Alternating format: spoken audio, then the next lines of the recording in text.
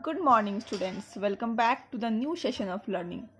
This is your business studies classes, and we are doing chapter number 2, that is forms of business organization. Okay, on this we are in the last video we had done joint Hindu family business, and in this video we are going to done partnership. Okay, we are going to do a discussion on partnership, its meaning, definitions and all.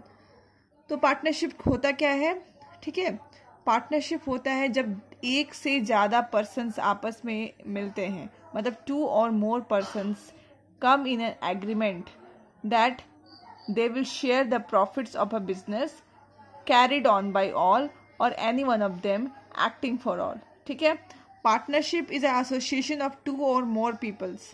Partnerships एक से 2 और 2 से ज़्यादा people का associations है जिन्होंने agree किया है कि वो अपने बिजनेस एक्टिविटीज़ को साथ मिल करके लेंगे, पूरा करेंगे या फिर कैरी करेंगे, और at the same time they also agree to share the profits and losses of the business. ठीक है, पार्टनरशिप एक पॉपुलर फॉर्म है बिजनेस का. इसमें ये सूटेड है स्मॉल स्केल के लिए भी एंड मीडियम स्केल के लिए. ठीक है, जैसे जैसे साइज ग्रो होती है बिजनेस की, जैसे थोड़ी सबसे पहले होती है सोल ट्रेड बिजनेस या फिर सोल प्रोप्राइटरशिप आप जो बोलते हैं. जैसे ही उसको साइज अगर हम बोले कि बड़ी हो जाती है तब आ जाता है पार्टनरशिप हमारा. अगर इससे भी साइज हमारा जो बिजनेस का बड़ा हो जाता है तो फिर it converts into company. Okay, तो आपके सामने हैं बहुत सारे डेफिनेशंस, बट हम लोग ये डेफिनेशन को ज़्यादा वैल्यू देते हैं. The Indian partnership act 1932. आपको ये सेक्शन भी याद रखना पड़ेगा, 1932. ठीक है, ये जो ईयर है ये भी आपको याद रखने पड़ेंगे, तो ये आपको याद रखना है और ये आपको लर्न भी करना है. ये बहुत इंपॉर्टेंट है, 12th में भी आपको यूज में आएगा. ठीक है, तो पार्टनरशिप कहता है is a relation between 2 or more persons. 2 और 2 से ज्यादा पर्सन्स का रिलेशन है जिन्होंने एग्री किया है to share the profits of a business carried on by all. वो सारे हो सकता है बिजनेस को कैरी करे या फिर कोई भी एक बिजनेस को कैरी करे. Acting for all on behalf of everyone, single person is acting. Okay, और ये किसने कहा है? The Indian partnership act 1932. Okay, अब हम फीचर ऑफ पार्टनरशिप देखते हैं. पार्टनरशिप बिजनेस के क्या क्या फीचर्स हैं. मेंबर्स की अगर बात करें तो मेंबर्स मिनिमम कितने होने चाहिए? 2 होने चाहिए और मैक्सिमम 20 होने चाहिए. ठीक है, मेंबर्स कितने होने चाहिए? 2 होने चाहिए एंड मैक्सिमम्स कितने होने चाहिए? 20 होने चाहिए. बट इन बैंकिंग बिजनेस में मैक्सिमम कितने होने चाहिए? ओनली 10. ठीक है, तो ये समझ में आई बात. बाकी बस इतना ही आपको मेन है जो आपको याद रखना है. ठीक है, लेकिन आजकल therefore limit as of now is 50 partners. ठीक है, to be prescribe maximum number of partners in a firm, but prescribe number can not be more than 1000. अभी 50 मेंबर्स भी प्रिस्क्राइब्ड हो गया जो न्यू रूल्स पास हुए हैं कंपनीज एक्ट 2013 में, और मोर देन 100 जो होता है उससे ज़्यादा नहीं होना चाहिए, मतलब 100 से ज़्यादा नहीं होना चाहिए.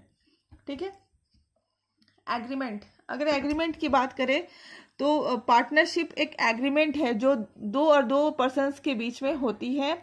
अब एग्रीमेंट ओरल भी हो सकता है और रिटन भी हो सकता है. ठीक है, एग्रीमेंट 2 टाइप्स के होते हैं, ओरल एंड रिटन, दोनों हो सकते हैं. ठीक है, लेकिन जो डॉक्यूमेंट जो जिसमें जितने भी रिटन एग्रीमेंट्स कंटेन करते हैं उसको हम लोग बोलते हैं पार्टनरशिप डीड. ठीक है, अब बिजनेस. अब पार्टनरशिप में undertake any lawful business activity, मतलब अगर आप पार्टनर बना रहे हैं और मान लो आप स्मगलिंग करना चाहते हैं तो that is not partnership. Partnership business में हमेशा आपको एक लीगल बिजनेस कैरी करना पड़ेगा, लॉफुल बिजनेस एक्टिविटी कैरी करना पड़ेगा. The partnership can not be formed for illegal business. Legal business के लिए ही आपको सिर्फ फॉर्म करनी है. ठीक है, जैसे आप मान लो रॉबरी करना चाहते हो, स्मगलिंग करना चाहते हो, तो इसके लिए आप पार्टनरशिप नहीं फॉर्म कर सकते हो. ओके, अब नेक्स्ट हम देखते हैं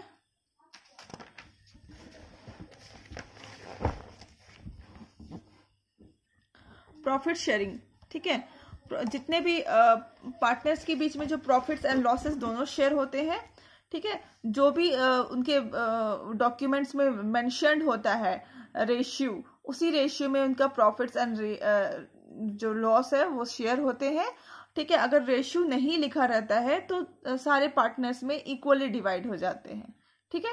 मान लो अगर रेशियो दिया हुआ है कि पार्टनर्स के बीच में 2:1 के रेशियो है, 3 पार्टनर्स है, मान लो ABC, रेशियो ऑलरेडी मेंशर्ड है उनके डॉक्यूमेंट्स में कि 2:1 के रेशियो में उनका जो प्रॉफिट है वो डिस्ट्रीब्यूट होगा, ठीक है। तो अगर ये मेंशर्ड है तो इस 2:1 के रेशियो में डिस्ट्रीब्यूट होगा, और अगर कुछ भी मेंशर्ड नहीं है तो क्या होगा, इक्वली होगा among all the members, okay. Liability, सारे पार्टनर्स का लायबिलिटी अनलिमिटेड होता है, ठीक है। अनलिमिटेड का मतलब ये होता है कि मान लो उन्होंने किसी से कर्ज लिया है और कंपनी अगर डूब जाती है तो उनको अपनी प्राइवेट प्रॉपर्टी या फिर पर्सनल प्रॉपर्टी बेच करके भी पैसा लाना पड़ेगा और उस कर्ज को चुकाना पड़ेगा, तो वैसे लायबिलिटी को बोलते हैं unlimited liability, okay. Mutual agency relationship, every partner is the owner as well as the agent of the firm and agent of the other partner. The act of one partner as binding on the other partner, ठीक है। Mutual agency relationship का मतलब होता है कि हर एक partner honour भी है, एजेंट भी है और दूसरे पार्टनर का भी एजेंट है, अपने के साथ साथ दूसरे पार्टनर फर्म का भी एजेंट है और दूसरे पार्टनर का भी एजेंट है। कहने का मतलब ये है कि अगर तीनों, मान लो तीनों पार्टनर है, 3 पार्टनर है, उसमें से मान लो एक फ्रॉड है, ठीक है, और वो कुछ अनलीगल एक्टिविटीज करता है, ठीक है। अनलीगल मतलब कुछ क्रिमिनल एक्टिविटीज करता है, तो उसके क्रिमिनल एक्टिविटीज के लिए बाकी 2 पार्टनर्स भी रिस्पॉन्सिबल होंगे, ठीक है। This is called mutual agency relationship. अगर वो मान लो किसी से कुछ झूठ बोल करके या फिर फेक बैलेंस शीट दिखा करके कहीं से कर्ज ले लेता है, तो वैसे केस में बाकी दोनों पार्टनर्स भी उसके लिए लायबल होंगे, ठीक है। नॉन ट्रांसफरेबल ऑफ शेयर्स, यहाँ जो पार्टनरशिप को मान लो 3 पार्टनर्स है, तीनों को इक्वल रेशियो में कैपिटल में शेयर मिला हुआ है, तो ऐसा नहीं है कि वो अपना शेयर किसी भी थर्ड पार्टनर को दे दे। मतलब मान लो रामू, श्यामू और सीता 3 पार्टनर हैं, ठीक है। तो मान लो सीता अपनी बहन गीता को ऐसा नहीं है कि अपनी जगह में पार्टनर बना सकती हैं, बिल्कुल नहीं बना सकती है, क्योंकि जो पार्टनरशिप का जो शेयर होता है वो नॉन ट्रांसफरेबल होता है, वो आप ट्रांसफर नहीं कर सकते without consent of other partners. मतलब बिना बाकी पार्टनर से राय लिए हुए आप अपने शेयर को ट्रांसफर नहीं कर सकते हैं। अगर आप उसको फर्म को छोड़ना चाहते हैं तो आपको एक नोटिस देना पड़ेगा, तब आप फर्म को छोड़िए। और अगर मान लो बाकी सारे पार्टनर राजी हैं सीता की बहन गीता को अपने यहाँ पे रखने के लिए, मतलब पार्टनर बनाने के लिए, तभी उसको पार्टनर बनाया जा सकता है, ठीक है। मतलब अपना शेयर आप बिना बाकी पार्टनर से पूछे हुए ट्रांसफर नहीं कर सकते हैं, ओके, सिंपल। रजिस्ट्रेशन की अगर हम बात करें, नेक्स्ट पॉइंट है हमारा रजिस्ट्रेशन। तो रजिस्ट्रेशन की बात करें तो इंडियन पार्टनरशिप एक्ट 1932 कहता है कि रजिस्ट्रेशन कराना कंपलसरी नहीं है। It is not compulsory for a partnership form to be get itself registered, ठीक है। बट अगर हम लीगल पॉइंट ऑफ बात करें कि हमें बहुत सारे एडवांटेजेस मिलते हैं अगर आप अपना फॉर्म को लीगल तौर पे रजिस्टर करा ले। मान लो कोई डिस्प्यूट होता है आपस में, तो आप कोर्ट में उसके फाइल कर सकते हैं। You can get more facilities from the law, okay. तो आपको कानूनी तौर पे बहुत सारी सहायता मिलती है, इसलिए एडवाइजेबल होता है कि आप अपना फॉर्म को रजिस्टर कराएं। देन मैनेजमेंट की बात करें, मैनेजमेंट मतलब जो day to day business activities होता है उसको कौन आगे लेकर के जाता है, ठीक है।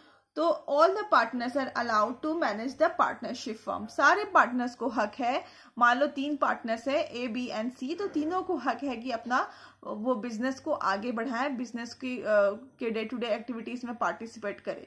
बट अगर कोई ऐसा कुछ है कि तीनों पार्टनर ने आपस में एग्रीमेंट कर लिया है कि एक पार्टनर ही पूरा का पूरा बिजनेस रन करेगा, तो ऐसा भी हो सकता है, ठीक है। This is also a possible case.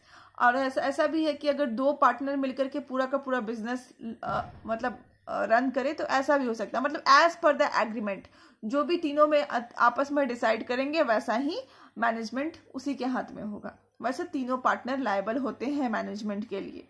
But मान लो अगर एक पार्टनर अमेरिका में रह रहा है, वो नहीं मैनेज कर पा रहा है, तो वो अगर कह दे कि ठीक है मेरे बदले जो आप लोग 2 मिल करके ही मैनेज कर लो, तो वैसे भी होता है इसमें। ओके, टाइम पीरियड की बात करें, मतलब कब तक पार्टनरशिप कंटिन्यू रहता है, तो पार्टनरशिप फॉर्म तब तक कंटिन्यू रह सकता है तब तक कि जब तक कि तीनों पार्टनर आपस में सहमत हैं, एग्रीड हैं, और वो पार्टनरशिप बिजनेस को आगे लेकर के जाना चाहते हैं, तब तक वो लेकर के जा सकते हैं। और वो लीगली कब एंड हो जाएगा, जब कोई भी पार्टनर का डेथ हो जाता है या फिर किसी का रिटायरमेंट हो जाता है, तब अपने आप पार्टनरशिप तो बंद हो जाता है, बट पार्टनरशिप फॉर्म कंटिन्यू रह सकता है। ठीक है, अगर रिमाइनिंग पार्टनर्स एग्रीड हैं तब, जो बचे हुए पार्टनर्स एग्रीड हैं तब, in that case they settle the claim of outgoing partners and then continue with the business. तो मान लो 3 पार्टनर्स है, एक पार्टनर का डेथ हो जाता है, तो 2 पार्टनर आपस में एग्रीमेंट नया बना करके वापस से उसी बिजनेस को आगे बढ़ा सकते हैं, या फिर डेथ की जगह में उसका रिटायरमेंट भी हो जाता है, तो भी दोनों पार्टनर्स आपस में कंसेंट करके बिजनेस को आगे लेकर के जा सकते हैं। ठीक है, इतना ही आज के वीडियो में। नेक्स्ट वीडियो में हम देखेंगे merits and demerits. Till then keep learning, stay safe and keep studying.